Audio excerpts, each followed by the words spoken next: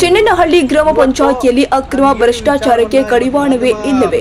ಇಂದು ಸಾಮಾಜಿಕ ಹೋರಾಟಗಾರರು ವಿಶ್ವ ನಾಯಕ ಡಾಕ್ಟರ್ ಬಿಆರ್ ಅಂಬೇಡ್ಕರ್ ಸೇನೆ ಸಂಸ್ಥಾಪಕ ರಾಜ್ಯಾಧ್ಯಕ್ಷರು ಆದ ಡಾಕ್ಟರ್ ಶಿವರಾಜ್ ಕೆಎನ್ ಅವರು ಮಾಧ್ಯಮದಲ್ಲಿ ಮಾತನಾಡಿ, ಪಂಚಾಯಿತಿಯಲ್ಲಿ ಅಕ್ರಮ ಕಟ್ಟಡಗಳಿಗೆ ಕಡಿವಾಣ ಇಲ್ಲ, ಈ ಸ್ವತ್ತುಗಳಿಗೆ ಭಾರಿ ಭ್ರಷ್ಟಾಚಾರ ನಡೆದಿದೆ ಹಾಗೂ ಸರ್ಕಾರಿ ಗೋಮಾಳದಲ್ಲಿ ಮನೆ ನಿರ್ಮಾಣ ದೂರು ಕೊಟ್ಟರು ಕ್ಯಾರೆ ಮಾಡಿದ ಅಧಿಕಾರಿಗಳನ್ನ ಸೇವೆಯಿಂದ ವಜಾಗೊಳಿಸುವಂತೆ ಇಂದು ಮಾಧ್ಯಮದವರೊಂದಿಗೆ ಮಾತನಾಡಿದರು. ಕೂಡ ಆರ್ಥಿಕವಾಗಿ ಡೆವಲಪ್ ಆಗಲಿ ಅಂತೇಳಿ ಸಾಕಷ್ಟು ಅನುದಾನವನ್ನು ಬಿಡ್ತವೆ ಮತ್ತು ಅದಕ್ಕೆ ಸನ್ನದೇ ಆದ ಕೆಲವು ಅಧಿಕಾರಿಗಳನ್ನು ನೇಮಕ ಮಾಡುತ್ತೆ, ಸಾರ್ವಜನಿಕರಿಗೆ ಕೆಲಸವನ್ನು ಮಾಡಿಕೊಡ್ಲಿ ಅಂತ. ಇವತ್ತು ಏನಪ್ಪ ವಿಚಾರ ಅಂದರೆ, ಸರ್ವೆ ನಂಬರ್ 161ರಲ್ಲಿ ಕುರುಬ್ರಳ್ಳಿಗೆ ಸಂಬಂಧಪಟ್ಟ ಹಾಗೆ ಇವತ್ತು ಏನು ಒಂದು ದೂರನ್ನು ಕೊಡ್ತೀವಿ, ಬೃಹತ್ ಅಕ್ರಮವಾಗಿ ಒಂದು ಕಟ್ಟಡವನ್ನು ನಿರ್ಮಾಣ ಮಾಡ್ತಾ ಇದ್ದಾರೆ. ಇವತ್ತು ಯಾವುದೇ ಒಂದು ಭೂ ಪರಿವರ್ತನೆ ಮಾಡ್ಕೊಂಡಿದ್ರೆ ಒಂದು ಪ್ಲಾನಿಂಗ್ ತಗೊಳ್ದೇ, ಒಂದು ನಕ್ಷೆ ಅನುಮೋದನೆಯನ್ನು ಪಡೆಯದೆ, ಯಾವುದೇ ಒಂದು ಸ್ಥಳೀಯ ಯೋಜನಾ ಪ್ರಾಧಿಕಾರದಿಂದ ಒಂದು ಅನುಮೋದನೆಯನ್ನು ಪಡೆಯದೇ ಇವತ್ತು ಏಕಾಏಕಿ ಬೃಹತ್ ಮಟ್ಟದ ಕಟ್ಟಡವನ್ನು ನಿರ್ಮಾಣ ಮಾಡ್ತಾ ಇರ್ತಾರೆ. ಆ ವಿಚಾರಕ್ಕೆ ಸಂಬಂಧಪಟ್ಟಂಗೆ ನಾವು ಪಂಚಾಯತಿ ವ್ಯಾಪ್ತಿಗೆ ದೂರನ್ನು ಕೊಡ್ತೀವಿ. ಇದನ್ನು ತನಿಖೆ ಮಾಡಿ ಏನಾಗಿದೆ, ಈ ಅಕ್ರಮ ಕಟ್ಟಡದ ವಿರುದ್ಧ ಕ್ರಮ ಕೈಗೊಳ್ಳಿ, ನೋಟಿಸ್ ಕೊಡಿ, ತೆರವುಗೊಳಿಸಿ, ಮಾಲೀಕರ ವಿರುದ್ಧ ಸೂಕ್ತ ಕಾನೂನು ರೀತಿ ಕ್ರಮವನ್ನು ಜರುಗಿಸಿ ಅಂತ ನಾವು ದೂರನ್ನು ಕೊಡ್ತೀವಿ. ಈ ಪಂಚಾಯತಿಗೆ ದೂರನ್ನು ಕೊಟ್ಟಿದ್ರು ಕೂಡ ಅವರು ಯಾವುದೇ ರೀತಿಯಾಗಿ ನಮಗೆ ಹಿಂಬರವನ್ನು ಕೊಡೋದಿಲ್ಲ, ಒಂದು ರೆಸ್ಪಾನ್ಸ್ ಕೂಡ ಕೊಡೋದಿಲ್ಲ. ಆಮೇಲೆ ತದನಂತರ ನಾವೇನು ಮಾಡ್ತೀವಿ, ಇದನ್ನು ತನಿಖೆಗೆ ಹಾಕ್ತೀವಿ. ತನಿಖೆಗೆ ಆದಮೇಲೆ ಈ ಕಟ್ಟಡಕ್ಕೆ ಸಂಬಂಧಪಟ್ಟಂಗೆ ಈ ಪಂಚಾಯತಿ ಒಂದು 11B ಈ ಸ್ವತ್ತನ್ನು ಮಾಡಿಕೊಡ್ತಾರೆ. 11B ಈ ಸ್ವತ್ತನ್ನು ಮಾಡಿಕೊಟ್ಟ ಮೇಲೆ ನಾವೇನು ಹೇಳ್ತೀವಿ, ಇದಕ್ಕೆ ಸಂಬಂಧಪಟ್ಟ ಇಒ ಆಗಿರ್ಬೋದು, CEO ಕಚೇರಿಗೆ ಹೋಗಿ ದೂರನ್ನು ಕೊಡ್ತೀವಿ, ಇದನ್ನು ತನಿಖೆ ಮಾಡಿ.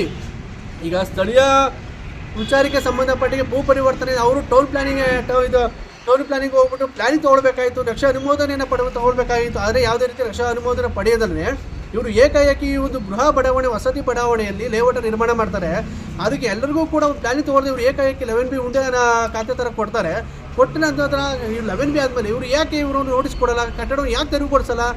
ಇಲ್ಲ ಅದಾದ ಪಕ್ಷದಲ್ಲಿ ಏನು ಕಟ್ತಾ ಇದ್ದಾರೆ, ಈಗ ಅಟ್ಲೀಸ್ಟು ಅಲ್ಲಿ ಮಕ್ಕಳು ವಿದ್ಯಾಭ್ಯಾಸವನ್ನು ಮಾಡ್ತಾರೆ, ಅವರ ಸುರಕ್ಷತೆ ಕ್ರಮಗಳೇನಿದೆ? ಅಗ್ನಿಶಾಮಕ ದಳದಿಂದ NOC ತೊಗೊಂಡಿದ್ದಾರಾ, ಸ್ಥಳೀಯ ಯೋಜನಾ ಪ್ರಾಧಿಕಾರದಿಂದ ಏನು ಪರ್ಮಿಷನ್ ತೊಗೊಂಡಿದ್ದಾರಾ, ಇಲ್ಲ ಪಂಚಾಯತಿಂದ ಪರ್ಮಿಷನ್ ತೊಗೊಂಡಿದ್ದಾರೆ, ಯಾವುದಿಂದ ಅಪ್ರೂವಲ್ ತೊಗೊಂಡಿದ್ದಾರೆ? ಏನಾನು ಕೇಳಿದರೆ ನಾವು ಯಾವುದೇ ರೀತಿಯಾಗಿ ಸ್ಪಂದನೆಯನ್ನು ನೀಡಲ್ಲ. ಸಂಬಂಧಪಟ್ಟ ಇಒ ಅವರು ಕೂಡ ಖುದ್ದಾಗಿ ಹೇಳ್ತಾರೆ, ನೀವು 11B ಖಾತೆಯನ್ನು ಮಾಡಿಕೊಟ್ಟಿದ ಮೇಲೆ ನಿಮ್ಮ ವ್ಯಾಪ್ತಿಗೆ ಬರ್ತಾ ಇದೆ, ಕೂಡಲೇ ಇದನ್ನು ತನಿಖೆ ಮಾಡಿ, ಇದಕ್ಕೆ ಸಂಬಂಧಪಟ್ಟಿಗೆ ಕಾನೂನು ರೀತಿ ಕ್ರಮವನ್ನು ಜರುಗಿಸಿ ಅಲ್ಲೂ ಕೂಡ ಖುದ್ದಾಗಿ ಹೇಳ್ತಾರೆ. ಅದಾದ ನಂತರನೂ ಕೂಡ ಯಾವುದೇ ರೀತಿ ಕ್ರಮವನ್ನು ಕೈಗೊಳ್ಳಲ್ಲ. ನಾವು ಅರ್ಥ ಮಾಡ್ಕೋಬೇಕಾದ ವಿಚಾರ ಅಂದರೆ, ನೀವು ಅಧಿಕಾರಿಗಳಾಗಿದ್ದೀರಿ, ಸಾರ್ವಜನಿಕ ಬಂದಂಥ ದೂರುಗಳನ್ನು ನೀವು ಪ್ರಶ್ನೆ ಮಾಡ್ತೀವಿ, ಅದರ ಬಂದಾದ್ಮೇಲೆ ನೀವು ಯಾಕೆ ನೀವು ಪ್ರಶ್ನೆ ಮಾಡಿ ಸಂಬಂಧಪಟ್ಟಿಗೆ ನೋಟಿಸನ್ನು ಕೊಟ್ಟು ಅದನ್ನು ಕೂಡ ಕೆಲಸವನ್ನು ಸ್ಥಗಿತಗೊಳಿಸೋದಾಗಲಿ, ಅಕ್ರಮ ಕಟ್ಟಡವನ್ನು ಬ್ಯಾನರ್ ಹಾಕೋದಾಗಲಿ, ಯಾಕೆ ನೀವು ಒಂದು ವಿದ್ಯುತ್ ಸಂಪರ್ಕ ಆಗಿರ್ಬೋದು, ಇಲ್ಲ ನೀರಿನ ಸಂಪರ್ಕವಾಗಿರ್ಬೋದು, ಅದನ್ನು ಕಡಿತಗೊಳಿಸಬೇಕಾಗಿತ್ತಲ್ಲ, ಇಲ್ಲ ಆ ಖಾತೆಯನ್ನು ರದ್ದುಗೊಳಿಸಬೇಕಾಗಿತ್ತಲ್ಲ, ನೀವು ಯಾಕೆ ಮಾಡ್ತಾ ಇಲ್ಲ? ಮತ್ತು ಕೇಳೋದೆಲ್ಲ ಉಡಾಫಿ ಉತ್ತರ ನಾವು ಯಾರೆಲ್ಲ ಪ್ರಶ್ನೆ ಮಾಡಬೇಕು? ನಾನು ತಹಸೀಲ್ದಾರ್ಗೆ ಹೇಳ್ತೀವಿ, ಡೆಪ್ಯೂಟಿ ತಹಸೀಲ್ದಾರ್ಗೆ ಹೇಳ್ತೀವಿ, ಇವಾಗ ಹೇಳ್ತೀನಿ, CEO ಎಲ್ಲ ಅಧಿಕಾರಿಗಳು ಕೊಟ್ಟು ಮತ್ತೆ ನಾವು ಯಾರನ್ನ ಪ್ರಶ್ನೆ ಮಾಡಬೇಕು? ಮತ್ತು ಅಕ್ರಮ ನಾವು ಹೇಗೆ ಖಂಡಿಸಬೇಕು ಹೋರಾಟಗಾರರಿಗೆ ಇಟ್ಕೊಂಡು? ಸೊ ಇದೇ ಚೆನ್ನಳ್ಳಿ ಗ್ರಾಮ ಪಂಚಾಯತಿ ವಿಚಾರ ಸಂಬಂಧಪಟ್ಟ ಸಾಕಷ್ಟು ವಿಚಾರಗಳು ದೂರುಗಳನ್ನು ಬರ್ತವೆ. ಯಾವುದೋ ಪುಟ್ಟಯ್ಯನಹಳ್ಳಿ ಗ್ರಾಮ ಪುಟ್ಟಯ್ಯನಪಾಳ್ಯದ ಒಂದು ಹಳ್ಳಿಗೆ ಸಂಬಂಧಪಟ್ಟಂಗೆ ಒಂದು ಗೋಮಾಳ ಜಾಗದಲ್ಲಿ ಖಾತೆಯನ್ನು ಮಾಡಿರ್ತಾರೆ, ಅದಕ್ಕೆ CC 94 CCಯನ್ನು ಕೊಟ್ಟಿರ್ತಾರೆ, ಅಲ್ಲಿ ಏಕಾಏಕಿ ಮನೆಯನ್ನು ಕಟ್ಟಿರ್ತಾರೆ, ಒಂದು ಮರವನ್ನು ಹಾಲು ಮರದ ಬೇರನ್ನು ಕಡಿದು ಅದ್ರ ಬಗ್ಗೆ ದೂರನ್ನು ಕೊಡ್ತೀವಿ, ಕ್ರಮ ಕೈಗೊಳ್ಳಿ ಅಂತ ಹೇಳ್ತೀವಿ, ಅದಕ್ಕೂ ನಮಗೂ ಸಂಬಂಧ ಇಲ್ಲ ಅಂತ ಹೇಳ್ತಾರೆ. ಯಾವುದೋ ಒಂದು ಇಂಡಸ್ಟ್ರಿಯಲಿಗೆ ಸಂಬಂಧಪಟ್ಟಿಗೆ ನಮ್ಮ ಕೇಸ್ ವರ್ಕರ್ ಸಿಬ್ಬಂದಿಗಳು ಏನು ಮಾಡ್ತಾರೆ, ಈ ಗ್ರಾಮ ಪಂಚಾಯತಿಯಲ್ಲಿ ಪ್ಲಾಸ್ಟಿಕ್ ನಿಷೇಧ ಆಗಿದ್ರು ಕೂಡ ಪ್ಲಾಸ್ಟಿಕ್ಕನ್ನು ಮ್ಯಾನುಫ್ಯಾಕ್ಚರ್ ಮಾಡ್ತಾ ಇದ್ದಾರೆ, ಅದ್ರ ಬಗ್ಗೆ ಕ್ರಮ ಕೈಗೊಳ್ಳಿ ಅಂತ ದೂರನ್ನು ಕೊಡ್ತಾರೆ. ಅದನ್ನು ಕೂಡ ಹೋಗ್ತಾರೆ, ನಾವು ಅನುಮತಿಯನ್ನು ಕೊಟ್ಟಿಲ್ಲ, ನಮ್ಗೆ ಸಂಬಂಧ ಇಲ್ಲ ಥರ ಒಂದು ಉಡಾಫೆ ಉತ್ತರ ಕೊಡ್ತಾರೆ. ಅಂದರೆ ಇನ್ನು ಯಾರನ್ನ ಪ್ರಶ್ನೆ ಮಾಡಬೇಕು ಈ ಪಂಚಾಯತಿಯಲ್ಲಿ ನಾವು? ಅದಕ್ಕೆ ನಾವು ಹೋಗಿ ಖುದ್ದಾಗಿ ಪೊಲ್ಯೂಷನ್ ಮಾಡೋಣ ಕರೆಸಿ ಅದನ್ನು ಫ್ಯಾಕ್ಟ್ರಿನ ಸೀಜ್ ಮಾಡ್ತೀವಿ ಅಂದರೆ ಇವ್ರಿಗೆ ನಾವು ದೂರು ಕೊಡೋದು ಯಾವುದಕ್ಕೋಸ್ಕರ ನಾವು ದೂರನ್ನು ಕೊಡಬೇಕಾಗ್ತವೆ? ಈ ಪಂಚಾಯತಿಗೆ ಸಂಬಂಧಪಟ್ಟಂಗೆ ಸರ್ವೆ ನಂಬರ್ 12, 13 ವನಗಟ್ಟಿಗಳಲ್ಲಿ ಸಂಬಂಧಪಟ್ಟಂತೆ ಸಾಕಷ್ಟು ರೀತಿಯಾಗಿ ಗೋಮಾಳ ಜಮೀನಿದೆ. ಇಲ್ಲಿ ಸಾಕಷ್ಟು ರೀತಿಯಾಗಿ ನಿವೇಶನಗಳ ಮಂಜೂರಾತಿ ಮಾಡಿದ್ದಾರೆ. ಇಲ್ಲಿ ಯಾರಿಗೆ ಸೈಟ್ಗಳನ್ನ ಕೊಡ್ತಾ ಇದ್ದಾರೆ, ಯಾರಿಗೆ ಹಕ್ಕುಪತ್ರಗಳನ್ನು ಮಾಡಿಕೊಡ್ತಾರೆ, ಯಾರಿಗೆ ಖಾತೆಗಳನ್ನ ಮಾಡಿಕೊಡ್ತಾ ಇದ್ದಾರೆ, ನಾವು ಅದನ್ನು ಪ್ರಶ್ನೆ ಮಾಡಬೇಕಾಗಿದೆ. ಇಲ್ಲಿ ದುಡ್ಡಿರೋರಿಗೆ, ರಾಜಕೀಯವಾಗಿ ಬಲವಾಗಿರೋರಿಗೆ ಮತ್ತು ಯಾರು ಆರ್ಥಿಕತೆ ಸೈಟ್ಗಳು ಕೂಡ ಹಣದ ವಿಲೇವಾರಿಯನ್ನು ಮಾಡ್ತಾ ಇದ್ದಾರೆ ಅಂದರೆ ನಾವು ಅರ್ಥ ಮಾಡ್ಕೊಳ್ಬೇಕು. ಇಲ್ಲಿ ನಾವೆಲ್ಲ ರಾಜ್ಯದ ಆಳ್ವಿಕೆಯಲ್ಲಿ ಇದ್ದೀವ, ಇಲ್ಲ ಪ್ರಜಾಪ್ರಭುತ್ವ ಸರ್ಕಾರದ ವ್ಯವಸ್ಥೆಯಲ್ಲಿ ಇದ್ದೀವೋ ನಾವೆಲ್ಲರೂ ಕೂಡ. ಯಾರನ್ನ ಕೇಳಕ್ಕೆ ಹೋದಾಗ ಏನು ಸರಿಯಾಗಿ ರೆಸ್ಪಾನ್ಸ್ ಕೊಡಲ್ಲ, ಏನೋ ಅವರ ದುಡ್ಡಲ್ಲಿ ನಾವು ಬದುಕ್ತಾ ಇದ್ದೀವಿ ಅನ್ನೋ ರೀತಿಯಾಗಿ ಒಂದು ಏಕವಚನದಲ್ಲಿ ಮಾತಾಡಿಸ್ತಾರೆ, ಸರಿಯಾಗಿ ರೆಸ್ಪಾನ್ಸನ್ನು ಕೊಡಲ್ಲ, ಒಂದು ಸರಿಯಾಗಿ ಒಂದು ಹಿಂಬರವನ್ನು ಕೊಡಲ್ಲ ಅಂದ್ರೆ ಮತ್ತೆ ನಾವು ಯಾರನ್ನ ಪ್ರಶ್ನೆ ಮಾಡಬೇಕು?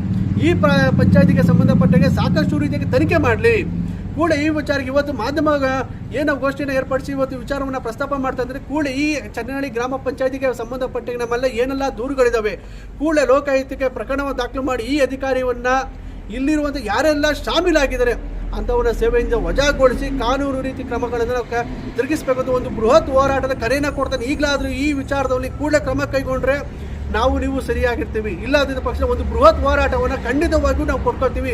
ಕೊನೆಯ ಬಾರಿ ನಾವು ಮಾನ್ಯ ಪೊಲೀಸ್ ಅಧೀಕ್ಷಕರಿಗೂ ಕೂಡ ನಾವು ಮನವಿಯನ್ನು ಕೇಳಿದ್ದು, ಬಂದೋಬಸ್ತ್ ಅವರು ಕೂಡ ಕೊಟ್ಟಿದ್ರು, DC ಅವ್ರಿಗೆ ಅವರು ಕೂಡ ನಾವು ಬಂದೋಬಸ್ತ್ ಕೇಳಿದ್ದು.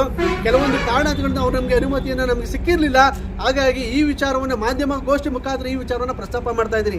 ಇಲ್ಲದಿದ್ದ ಪಕ್ಷದಲ್ಲಿ ಇದನ್ನ ಕೂಡಲೇ ಈ ಯಾವ ನಕಲಿ ಖಾತೆಗಳನ್ನು ಮಾಡಿದ್ದಾರೆ, ಯಾವೆಲ್ಲ ಅಕ್ರಮವಾಗಿ ಕಟ್ಟಡವನ್ನು ಕಟ್ಟಿದ್ದಾರೆ, ಏನೆಲ್ಲ ಅಕ್ರಮವನ್ನು ಮಾಡ್ತಾ ಇದೆ ಈ ಪಂಚಾಯತಿ ಅವರಿಗೆ ಪ್ರತಿಯೊಂದು ವಿಚಾರವನ್ನು ಕೂಡ ನಾವು ಬೃಹತ್ ಮಟ್ಟದಲ್ಲಿ ಹೋರಾಟವನ್ನು ಮಾಡೇ ಮಾಡ್ತೀವಿ. ಯಾಕಂದರೆ ನಾವು ಹೋರಾಟಗಾರರು, ಹೋರಾಟವನ್ನು ಮಾಡುವುದನ್ನು ಚೆನ್ನಾಗಿ ಕಲ್ತಿದ್ದೀವಿ. ಹಾಗಾಗಿ ಕೂಡಲೇ ಇದನ್ನು ತಪ್ಪುಗಳನ್ನು ತಿದ್ಕೊಂಡು ಕೂಡಲೇ ಇಮಿಡಿಯೇಟ್ಲಿ ನಾವು ಏನೆಲ್ಲ ವಿಚಾರಗಳನ್ನು ದೂರುಗಳನ್ನು ಕೊಟ್ಟಿದ್ದೀವಿ ಸರಿಯಾಗಿ ಕಾನೂನು ರೀತಿ ಕ್ರಮಗಳನ್ನು ಜರುಗಿಸಬೇಕು. ಕೂಡಲೇ ಈ PDO ಅವರನ್ನು ಬೇರೆ ಕಡೆಯಿಂದ ಸೇವೆಯಿಂದ ವಜಾಗೊಳಿಸಬೇಕು ಅನ್ನೋದು ನಮ್ಮ ಒಂದು ಮನವಿಯನ್ನು ಹೇಳ್ತಾ ಇದ್ದೀವಿ ಮಾಧ್ಯಮಗೋಷ್ಠಿ ಮುಖಾಂತರವಾಗಿ. ಹಾಗೆ ಇವತ್ತು ನಾವು ಏನೆಲ್ಲ ವಿಚಾರ ಪ್ರಸ್ತಾಪ ಮಾಡಿದ್ದೀವಿ, ಒಳನಡಿ ಸರ್ವೆ ನಂಬರ್ 12 ಮೂಲಕ ಸಾಕಷ್ಟು ರೀತಿಯಾಗಿ ಕೆಲವು ಆರೋಪಗಳನ್ನು ಬಂದಿದ್ದಾರೆ. ಬೇಕಾದ್ರೆ ನಮ್ಮ ಮಹಿಳಾ ರಾಜ್ಯಾಧ್ಯಕ್ಷ ಪ್ರೇಮ್ ಅವರು ಕೂಡ ಒಂದು ಸ್ಟೇಟ್ಮೆಂಟನ್ನು ಕೊಡ್ತಾರೆ, ಕೇಳಿ.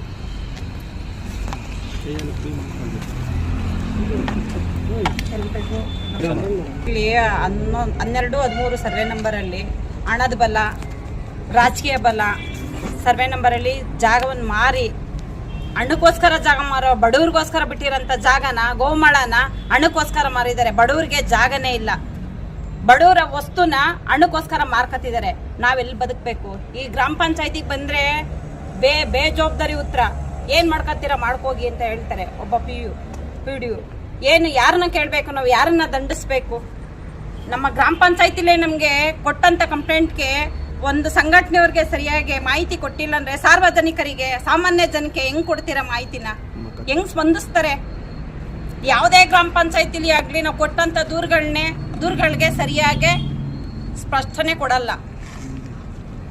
ಯಾವ ಅಧಿಕಾರಿಗಳು ಅಷ್ಟೇ, ಯಾವ ಅಧಿಕಾರಿಗಳು ಕೈ ಸಾಮಿನ ಇಲ್ದೇ ಏನೂ ಮಾಡೋಕ್ಕಾಗಲ್ಲ. ಇವರೆಲ್ಲ ಒಂದಾಗೆ ಹಣದ ಬಲ, ಜನದ ಬಲ, ರಾಜಕೀಯ ಬಲ ಎಲ್ಲದೂ ಸೇರೇನೆ ಇವರು ಮಾಡೋದು. ಸಾರ್ವಜನಿಕ ಹೋರಾಟಗಾರರಿಗೆ ಬಂದರೆ ಸರಿಯಾದ ಮಾಹಿತಿ ಕೊಡಲ್ಲ.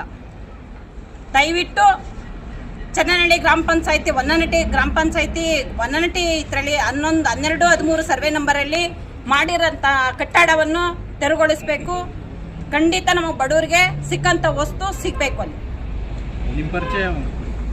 ಪ್ರೇಮ ಅಂತ, ರಾಜ್ಯ ಮಹಿಳಾ ಅಧ್ಯಕ್ಷರು, ಅಂಬೇಡ್ಕರ್ ಸಾಹೇಬ್.